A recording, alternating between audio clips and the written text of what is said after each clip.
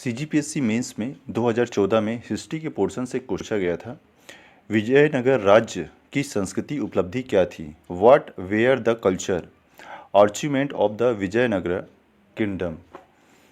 अगर आप इस चैनल पर नए हैं तो इस चैनल को ज़रूर सब्सक्राइब करें। इसके बारे में हम डिटेल से डिस्कस करने की कोशिश करते हैं। यह क्वेश्चन 4 नंबर में पूछा गया था। 60 शब्द लिमिट था, मगर मैं इसको और आगे डिटेल से डिस्कस करने की कोशिश कर रहा हूं ताकि आपको ज़्यादा से ज़्यादा फ़ायदा मिल सके।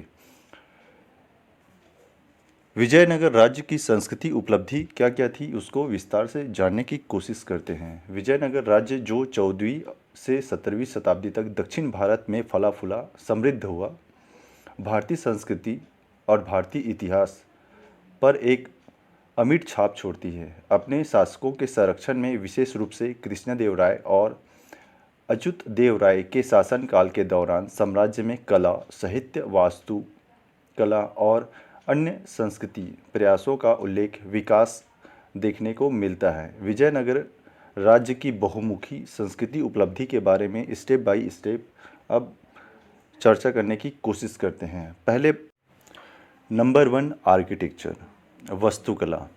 हम्पी आज यूनेस्को के वर्ल्ड लिस्ट में सम्मिलित कर लिया जा चुका है। विजयनगर की राजधानी हम्पी भव्य मंदिरों, महलों और नागरिक भवनों सहित शानदार वास्तुशिल्प समूह के लिए प्रसिद्ध है। भगवान शिव को समर्पित विरूपाक्ष मंदिर विजयनगर वास्तुकला का एक प्रमुख उदाहरण है, जिसमें विशाल गोपुरम, जटिल नक्काशी और स्तंभित हॉल है। हम्पी में अन्य उल्लेखनीय संरचनाओं में अपने प्रतिष्ठित पत्थर के रथ के साथ साथ विट्ठल मंदिर, रामायण को चित्रित करने वाले आधार राहतों के लिए जाने जाने वाले हजारा राम मंदिर और अपनी अनूठी वास्तुकला शैली के लिए लोटस महल सम्मिलित है।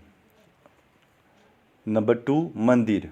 विजयनगर के शासक मंदिरों के विपुल निर्माता थे, जो धार्मिक और सांस्कृतिक गतिविधियों के केंद्र के रूप में कार्य करते थे। हम्पी में विट्ठल मंदिर, अच्युत राय मंदिर और कृष्ण मंदिर जैसे मंदिर अपनी वास्तुकला की भव्यता, जटिल मूर्तियों की अलंकृत नक्काशी के लिए जाने जाते हैं। अब नंबर 2 में बात करते हैं हम मूर्तिकला के बारे में।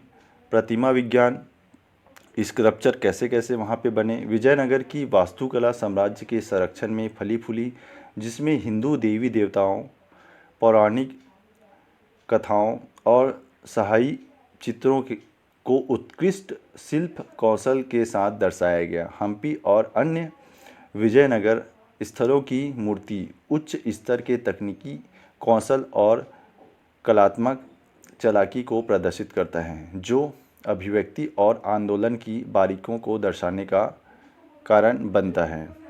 स्मारक हम्पी में गणेश और नरसिंह की अखंड मूर्ति जैसे स्मारक पत्थर के साथ काम करने वाले विजयनगर के मूर्तिकारों की निपुणता को दर्शाता है।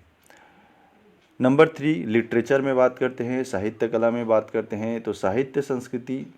विजयनगर काल में संस्कृति साहित्य का पुनरुत्थान देखा गया है, जिसमें विद्वानों ने कविता, नाटक और दर्शन सहित विभिन्न शैलियों में रचनाओं की विशेषता को दर्शाया है।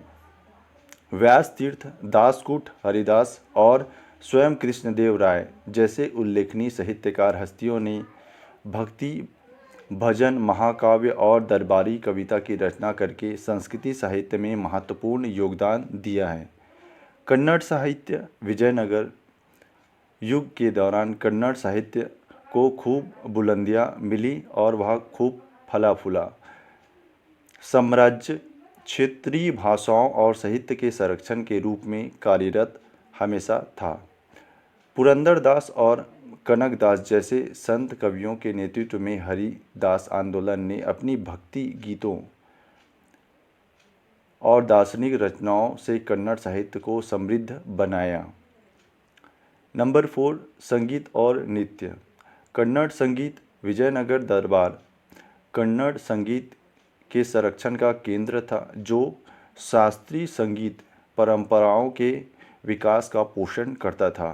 पुरंदरदास जैसे संगीतकार, जिन्हें कर्नाटक संगीत का जनक माना जाता है, ने कई गीतों की रचना की और संगीत की भी संरचना की, जिसे संहिताबद्ध करते गया, जिसे राग और ताल के नाम से आज भी जाना जाता है।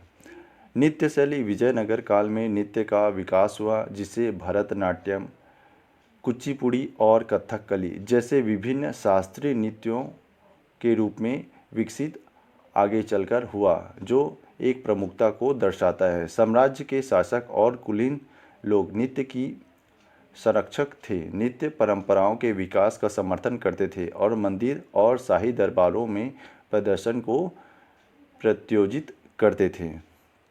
नंबर 5, प्रशासन और सामाजिक संस्कृति नीति। धार्मिक सहिष्णुता। विजयनगर साम्राज्य की विशेषता धार्मिक सहिष्णुता की थी। शासकों ने विविध धार्मिक समुदाय के प्रति समावेशित नीति अपनाई थी। हिंदू धर्म, इस्लाम और जैन धर्म साम्राज्य के भीतर शांतिपूर्वक सह अस्तित्व में थे, जिससे एक बहुसंस्कृति समाज को बढ़ावा मिलता था। विभिन्न धर्म और पृष्ठ के लोग सौहार्दपूर्ण ढंग से कार्य करते थे।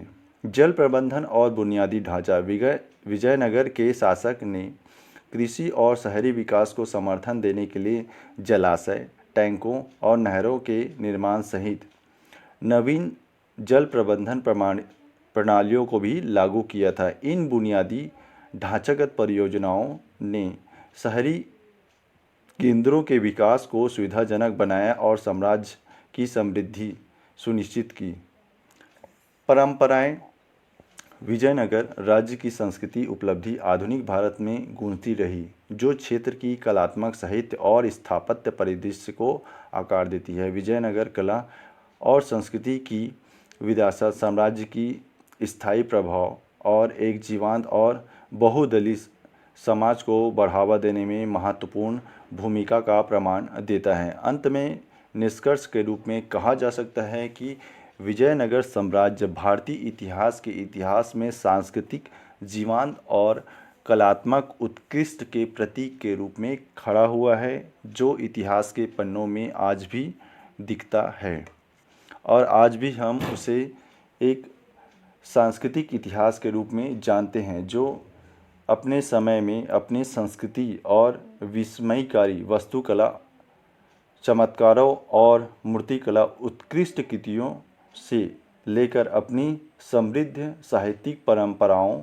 और संगीत और नृत्य के संरक्षण तक विजयनगर राज्य ने भारत की संस्कृति में महत्वपूर्ण योगदान दिया है। अपनी स्थायी विरासत के माध्यम से साम्राज्य अपने प्रति प्रशंसा और श्रद्धा को हमेशा प्रेरित करता है, जो एक महान संस्कृति के रूप में जाना जाता है। आज के लिए इतना ही। धन्यवाद। अगर आपको यह वीडियो अच्छी लगी हो, हेल्पफुल लगी हो, तो प्लीज़ इस वीडियो को लाइक ज़रूर करना और वीडियो को शेयर करें। ज़्यादा से ज़्यादा लोग इस चैनल को सब्सक्राइब करें, ताकि हमको मोटिवेशन मिल सके और हम इसी तरह से CGPSC के मेंस के क्वेश्चन को डिस्कस कर सकें। आज के लिए इतना ही।